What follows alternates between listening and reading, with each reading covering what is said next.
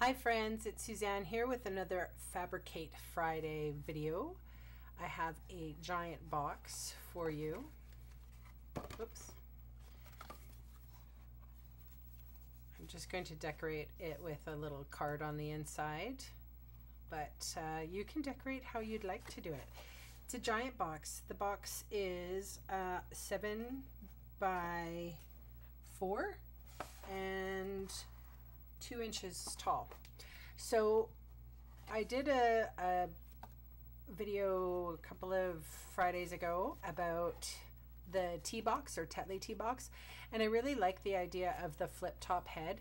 And as you can see, I have done the same here, and I've strung that little lid along the top, and I just wanted you to see really close up. You can barely see that seam. So it's seamless. So I basically have found a way to utilize a larger box, and I'm not really fond of the really dinky size boxes because I'm like, well, what can you do with it? Yeah, you can put a few treats and sweets or whatever, but this is a sizable box. If I wanted to make cookies, I could put a whole bunch of cookies in here and give it to a friend, or you know, a nice scarf or whatever you're going to give away, something sizable. And I'm struggling always to look for larger boxes, and I'm not going to be limited by the one piece of cardstock now. Now I can do it with a few bigger ones, or do a larger box with a few different pieces of paper, I should say. So enough of me jabbering on. The For You is from the Chalk Talk stamp set that is being retired. By I'm thinking May the 26th is when they're going to stop producing it. So if you like it, and you can see how perfect it is for this project, you can certainly order it. And if it's past that time that you're watching this video, you might be able to find it somewhere else. I don't know. This is Strawberry Slush that I'm using today. Again, this is in color that is retiring, and believe it or not, this is Sweet Taffy, and it does have a little bit of pink in here, but it's not the Strawberry Slush, but it's pink enough that I felt that it matched okay. And yeah, so that Designer Series paper is also retiring. Anyway, I'm on the big kick about using up my retiring papers and whatnot. Okay, so here's my Simply Score tool. You're going to need 2 pieces of paper. The base 8 by 11 and the lid 8.5 by 5 1/4. So we're going to start scoring our base. On the long side, we're going to score at 2 inches and 9 inches. And then we're going to flip it round, and we're going to score it at 2 inches and 6. And that's all for that one. So that's a basic build.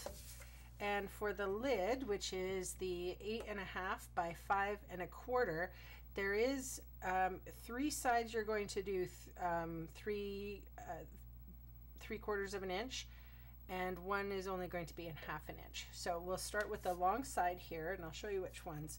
We're going to do 3/4 here, and then 7 3/4 on that end. We're going to flip it to the short side, 3/4 here, and then 4 3/4 here. So you're definitely going to have a smaller bit there, and that's the part that attaches to the box. So just like any other project, you want to score and then fold and then burnish.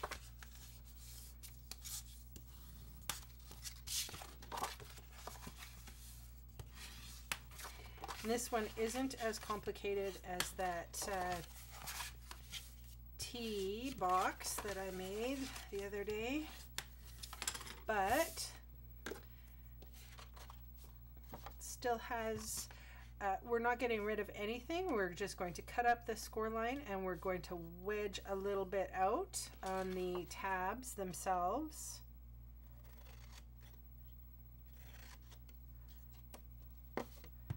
And the reason why we wedge out is because this is a handmade project and we do want the it to sort of sit flush as best we can.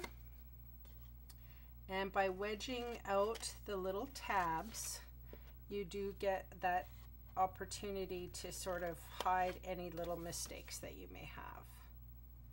I was asked recently, and that's, so I'm just explaining it. And you could do it as to little or as much as you want to, really. I try not to be over enthusiastic when it comes to that sort of thing. All right, we're going to use my fuse. Actually, you know what? Before I get all crazy with the adhesive, I tell you what, I'm going to put the lid on the box first.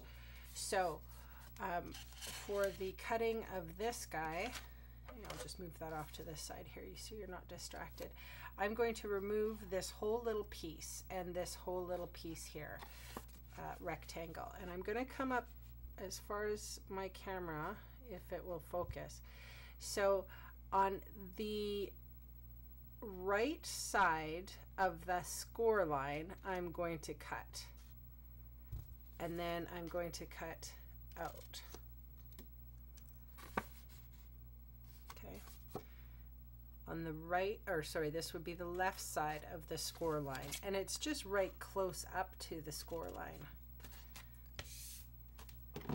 And then I'm going to check and see if it's fitting.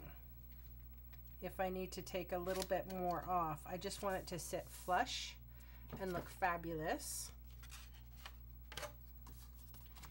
All right, and then on these pieces,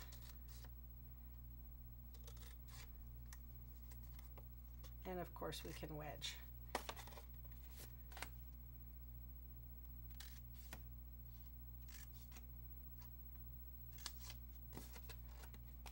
And in just a second here, I'm going to use my retiring piece of sticky strip, or you could use whatever adhesive of your choice. One little hint that I will give you is that I've seen the new catalog. Woohoo!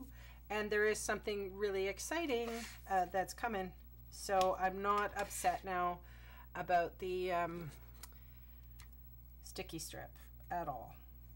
I'm actually looking forward to working with this particular new project or new product. Okay.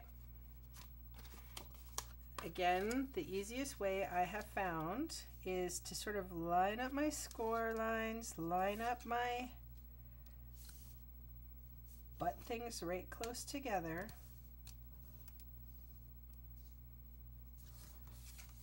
And actually, surprisingly, when I did this one, I forgot to adhere the lid first, and it wasn't a problem. Once the box base was made, I just put the lid, I made the lid and put the lid on, and obviously I had a piece of sticky strip and I just stuck it together that way. So it can be done. All right. So back to box building and less jabbering, right? You want to see this box done in a decent amount of time. So I'm using fast fuse today. And remember, when you're using fast fuse, that you want a very light touch.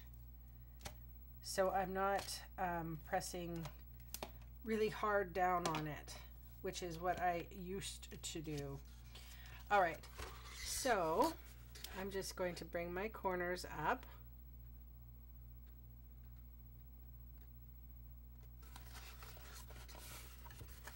And because I'm building a box like this and it's sizable, if you wanted to go ahead and use Tombow, this guy,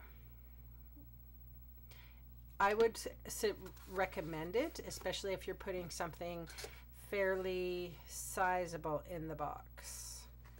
And you're going to want to just make sure that it's nice and secured, right?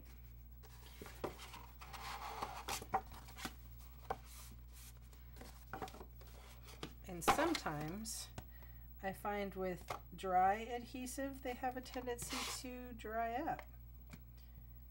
I don't think fast fuse is like that at all, but I know that our snail is. So if you want longevity, use a liquid glue.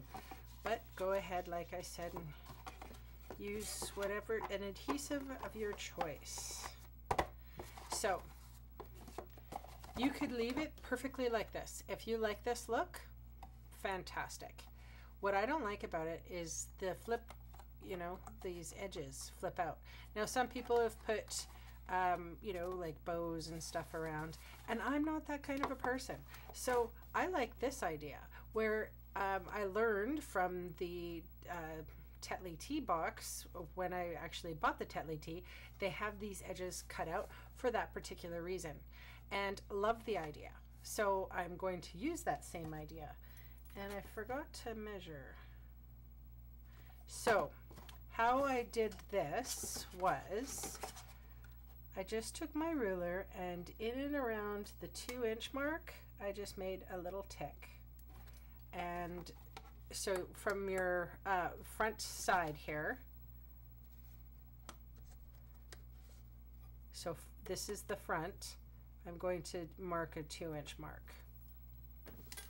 And then I'm just going to take my scissors, and hopefully I can do this, and in one fell swoop I'm going to cut from corner to tick. I mean, it doesn't have to be perfect. I like to be somewhat accurate on both sides so it doesn't look cattywampus.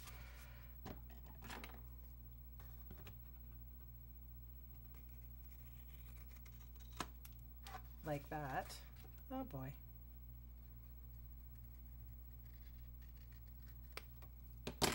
Okay, so that's the box made. And it doesn't have that weird little gaping at all, right?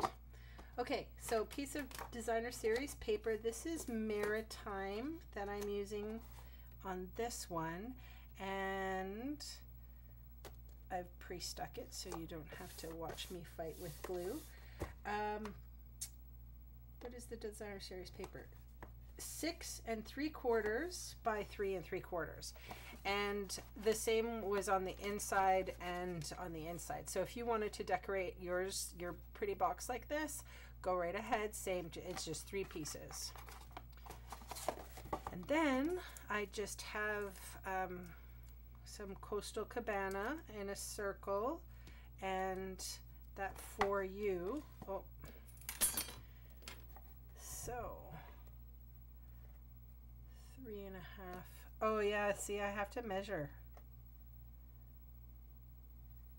Is that right? Yep. Not so good with the math, so please forgive. You can eyeball that one too, I suppose. I just can't do it. Anyway, that's the project for today. If you didn't get the measurements, you just stop by my blog and I will have them all written out for you.